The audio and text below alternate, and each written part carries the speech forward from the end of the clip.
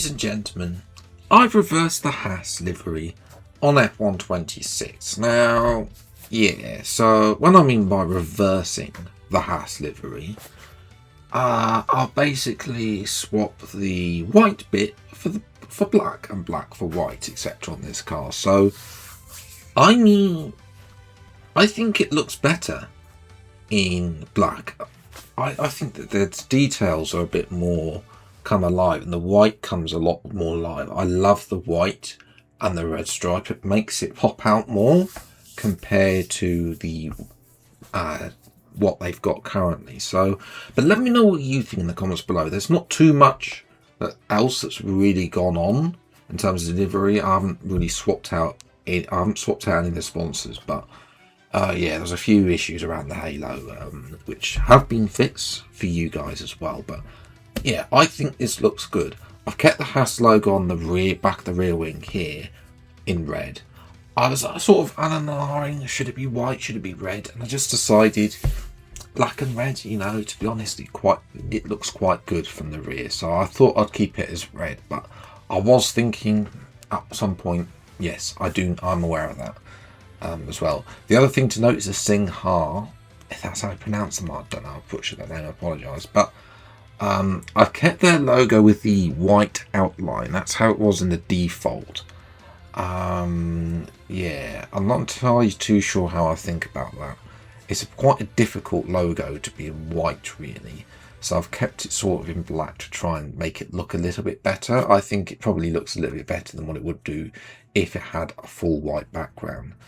Other than that, that's pretty much what to say. So, I mean, it looks good in the showroom, right? So therefore, it must look very good out on track. So let's take it to the Circuit de Spa-Francorchamps, home of the Belgian Grand Prix, one of the most iconic tracks on the F1 calendar, and really stupid decision to put it on an alternate contract just so we could have Miami every year.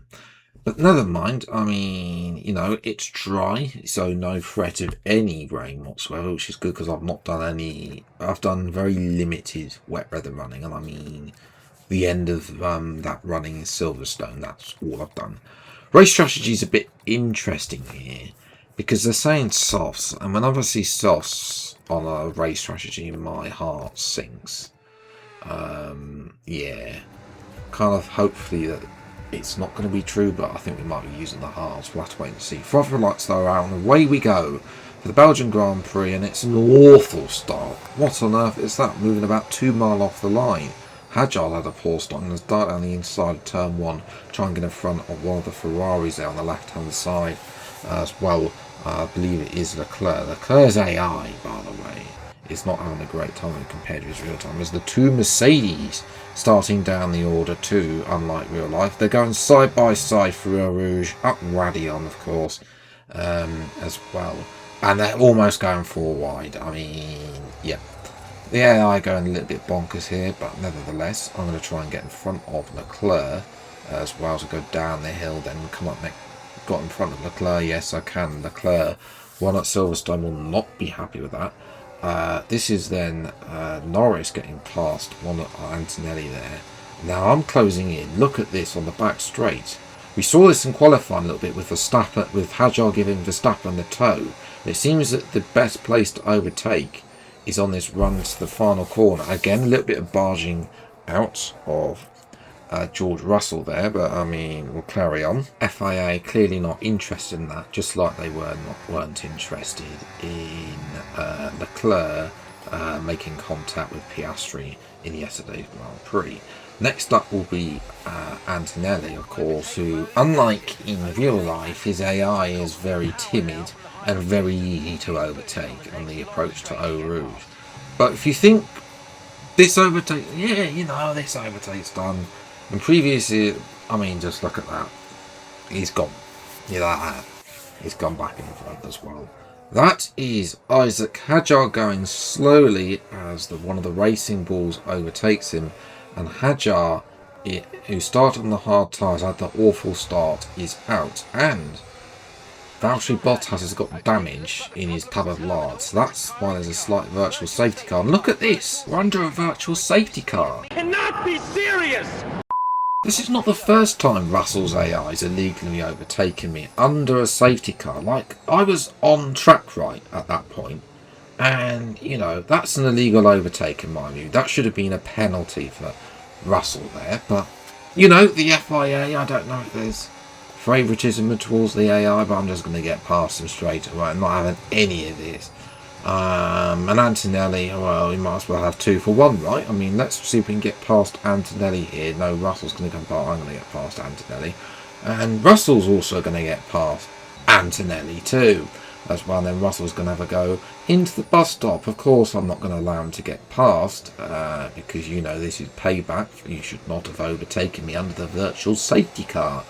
As well, Antonelli will then get back in front of Russell, and this is the bit of carnage that I like to cause, and that's Leclerc getting past Russell. So they're all fighting, squabbling behind me. Well, I suppose without getting on with it and getting past. Antonelli will come past here, and this is a thing that the two, well, both of them, either one of the Mercedes and or Leclerc like to do in this first stint, is then come past. I've got Leclerc at the inside, and basically there's the overtake detection on the entry to the bus stop chicane. I'm going to get in front of Leclerc. Need to get a move on if I want to get Antonelli, but I mean down the Kemmel Straight, using the battery, lovely stuff, back up to P5 with 10 laps to go. Yeah, next up is Leclerc to go through the overtake zone first. This time I'm going to fight a bit more, and that's the better idea. Look at that, I've got overtake. Leclerc will not have overtake now. As well, jumped to lap 6. I thought I've had enough. As well, Hamilton's in as well from his soft tyres, and I'm thinking I'm going to follow him in and pit for the hards. So tyre wear seems to be a bit worse here, and I don't know. This is probably one of the tracks that first tracks I've seen where, I mean, there used to be that player to the AI tyre wear difference, and you know the AI can do soft to mediums, whereas I'm stuck on a medium to hard strategy, trying to make this work. So you know, we'll have to wait and see what the pace of the hards are like. They have improved. There used to be a terrible tyres. Hulkenberg and his Audi's not going past there. But now I've got a load of cars to get through. First up with the dustbin of Lance Stroll. That's an easy move. The corner with no name that is, or I can't remember which one it is. I got as well. But this is usually the outside of this corner, not the inside. But you know, I'll take it. Next up is Bortoletto into the middle sector, and you know these are places where you don't make overtakes, but I'm going to make them down the inside of this corner, which I can't remember, as we go into the end of the middle sector, all over the back of Lewis Hamilton, able to follow a lot closer this year compared to last year's cars down the inside, and Hamilton will not be happy with that.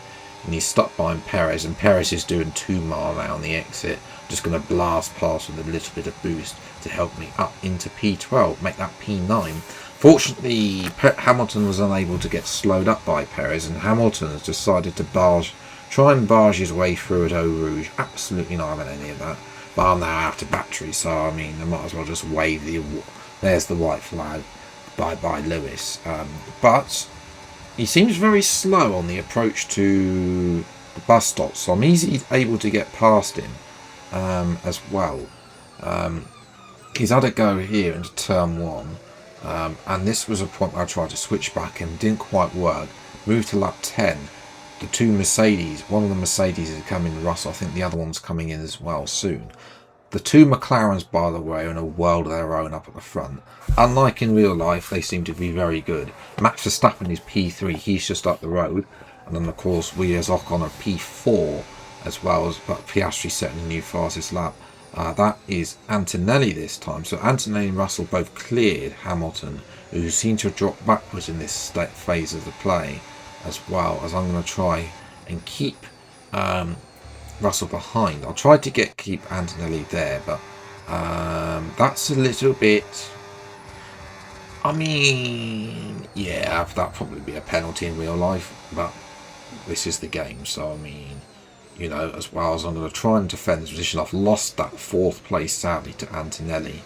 as well, who's now starting to fly in his Mercedes 150.0. My previous best time was a 53.2. So, you know, he is flying round, whereas I got very little pace on a set of hard tyres in a Haas car. You saw me there defend from Russell through turn 1. Now I'm going to defend on the run to Pouan. He's down the inside there. And there's contact, I think, as well, as I try to squeeze Russell here, trying to take this line. And let's see how bad this is. Yeah, there's probably a little bit too much squeezing there. But what did the FIA say the other day? You know, it wasn't possible to make the overtake or something along those lines in the Leclerc-Piastri incident. So I think the same applies there, and they've used the same logic to not give me a penalty. Hamilton had another go at me as Leclerc and Russell battle for P7, excuse me, and I come across the line then for P5, which I don't think's too bad in a Haas car. Belgium's always been a good track for me. The hards actually held on in the end. I think they were better than the mediums at some point. You know, there was probably that gap when they were better than the mediums, and then my pace just fell off at the end when we were doing the 53s. So, yeah, it's just a little bit unfortunate there. 51.6 fastest lap. Nothing I can do. I mean, that's the pace. That's pretty much the pace of the Haas and the pace of me around this track in the Haas car. As well, Boss has to pit it twice because of that contact as well, and they were lucky. The Cadillacs as well. I mean, yeah, I kind of think we need a sports update, but I think they're probably waiting for Aston Martin to bring their update to Hungary, and hopefully we can get that sports update based on the performance of Hungary in time for, well, somewhere in the middle, as soon as the week after Hungary would be nice. So hopefully, I mean, yeah, and Codemasters don't watch my videos because we found that many years ago. But, you know, that's what I would like to see next from this. But obviously they're focusing on F127 with classic cars coming to that soon. So, yes. All that is left for me to say is a huge thank you for watching today's video. If you have enjoyed, then leave a like, subscribe channel if you're new, see plenty more F126 fancy liveries. The next video will be out next week, and that will be a version of the Williams livery. Now that the Williams sash is being added to the game, there will be a Union Jack. They said that the Silverstone livery was a Union Jack inspired Silverstone livery, and basically wasn't. So I'm going to make a proper version inspired by the Union Jack. So stay tuned for that. That will be coming out soon, probably next week as well. There is always an asterisk to those timetables as well. But yes, I'd just like to say a huge thank you for watching. I really do appreciate your spending your time watching me racing a reverse Haas livery around Belgium as well. Until the next video then, I'll see you next time. Take care. Thanks so much for watching. Enjoy your day and goodbye.